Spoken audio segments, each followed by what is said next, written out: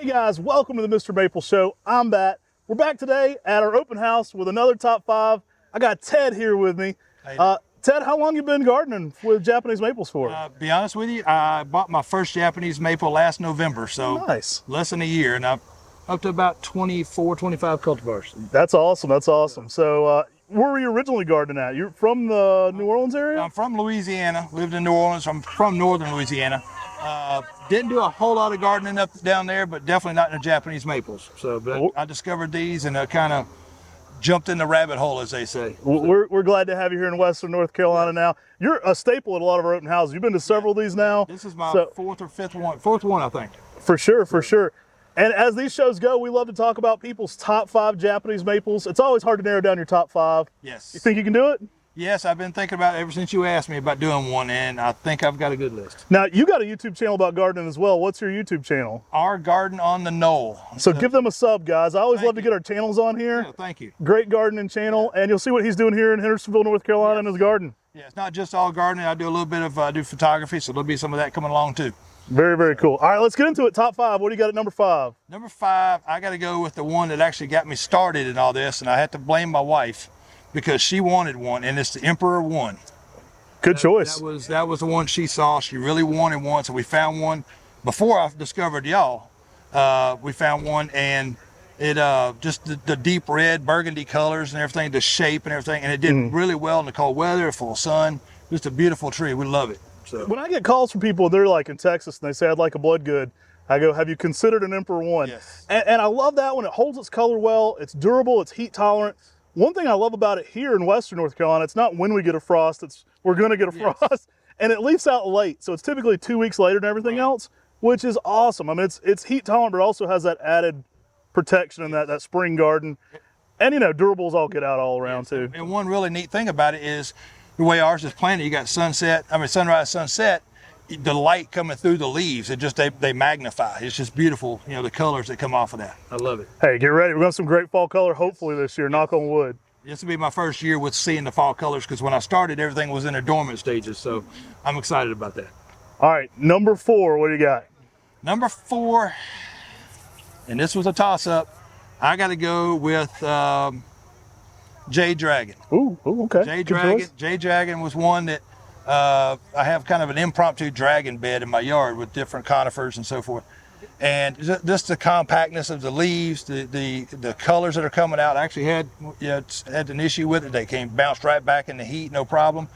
Beautiful kind of orangish yellow new growth coming on it. Just, you know, the compact tight leaves. I just love the shape of it. Some of the smallest foliage. You know the story on this one, but that one was actually found here in Hendersonville. Yes. By my dad's friend. My dad's been grafting since he started growing Japanese maples in the 70s. He's been grafting for forever. And a local customer of his came to him and said, I found this seedling here under a Japanese maple in Hendersonville. His name was Robert Jackman. Okay. So Dad grafted that one, the first grafts of it in their yard. And it stays super compact. We ended up putting Jade Dragon on it because they're these small dragons that are typically given out at like events. So it's like a good luck, like maybe at a wedding or something like that. You'd hand somebody a Jade Dragon in some different Asian cultures. And it just fit it small, but also color and that dense habit. Give it something a little extra. Works really good as rooted cuttings for bonsai. So we may offer some rooted cuttings of that one as well. That's one area I'm eventually going to try as a bonsai. I call mine the 3-headed dragon because it's basically straight up and then it's got 2 that go off to the side. So I call it the 3-headed dragon. They air layer well. So it's one that does tend to root easily. So you can always produce from that for some bonsai material too. Might have to give that a shot. All right, number 3, what do you got? Number 3, I'm going to go with Gasayama. Oh, okay, good choice. Gasayama, once again, one I got last year. Started off kind of slow, but it's really kind of come to its own. A lot of new, variegated, beautiful green, light green growth on it, and just a beautiful, you know, cultivar. It's really one that's jumped on me. Your top 3 so far would definitely be my dad's top 3. Those are some of his favorites. So I need to talk to Norman over here. That's one of his all-time favorites is Gasayama. One we've been growing here for a while because of that. I mean, it's one he had as a staple when he was running the nursery. Fun spring colors. I mean, that one comes first out in the spring. J.D. Vertrees calls it the popcorn maple because it kind of just comes out all funky at once. Almost looks like these little hands popping out. That's what it looks like, yes. And you get some just weird shades on. I always let people know they're greener this time of the season. Yes. But if you give it some, some slowness in the spring and you get it in the ground, you get some amazing colors. We've probably got a 20-foot one over there at Maplewood Gardens. So it's a grower. It's a really good plant, but it's incredible for durability. And I think that spring color is just something super different. I love all the pink and purple and white it brings. Yeah, I'm looking forward to the fall colors on it and all that, but loving the new growth that's coming in on it right now. So Oh, kill it. definitely. All right, number 2. This is one I tossed around, but this one has really, in recent weeks, really grown on me, is Diva. Oh, yeah, okay. Diva, when I had it in a pot, it didn't do a whole lot. It just was kind of there. But I recently put it in the ground, and it seems like as soon as I put it in the ground, it just took off. I've got about a foot and a half of new growth.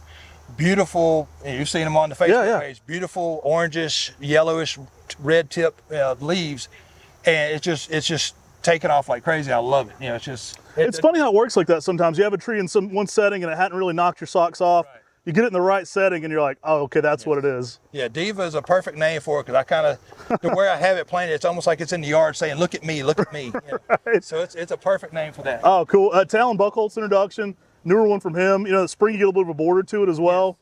It is a Diva. It shows out. Yeah. And it's one of those ones that's almost like understated and then wow. And so you're like, you forget about it, and then when it is on its full display, it's like, holy cow. Right, yeah, like I said, it was real slow growing, didn't do a whole lot, but as soon as it went in the ground, it just took off. Nice, nice. All right, things are heating up. Number 1. This one here, and I can thank your mom for this one, Okay. is Baton Rouge. Oh, good, good. Being from Louisiana, I was actually picking up a plant one day that I had bought online, and she asked where we were from, and I told her Louisiana. And so she, you need a Baton Rouge.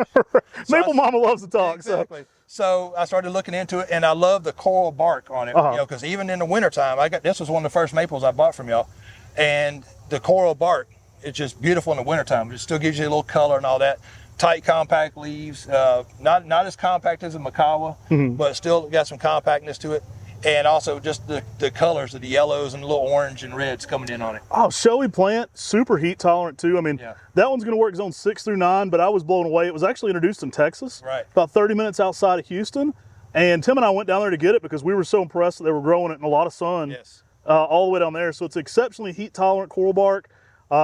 Obviously been popular in Louisiana for many good reasons. Baton Rouge meaning red twig makes a perfect, red stick. Red stick. Makes a perfect analogy for that one. And great choices, man. I love the top 5. Yeah, it was one that, you know, as soon as I heard about it and started looking into it, I said, I got to get that one. It's in full sun. Does great. Nice, nice. Hey, I hope you're having a good time at open house out here, man. We appreciate you coming by. Definitely. Meeting everybody. There's the whole team out here running around helping people with trees. We got people from all over visiting today, which is fun. Met people from probably about 5 or 6 states so far. It's pretty cool. Not just right here to North Carolina. They've come from Texas and Florida, Georgia, just everywhere. Yeah, yeah. And so you'll see his screen name pop up in the chat sometimes. Let him know your YouTube channel again. Garden on the Knoll. So this is Ted. If you see him, you'll know exactly who it is. I was joking we need to wear like name tags on our hat that say like our screen name because everybody's like, oh, you're such and such in the chat. But now you'll know, put a face with who this is. At the gate this morning, there was several of us going, oh, you're so-and-so. Yeah.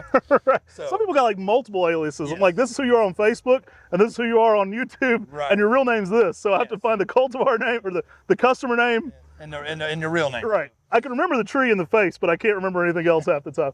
Hey, we appreciate you guys tuning in. We greatly appreciate you subscribing to the channel. And definitely go give Ted's channel a sub. He's got a lot of fun stuff going on his channel as well.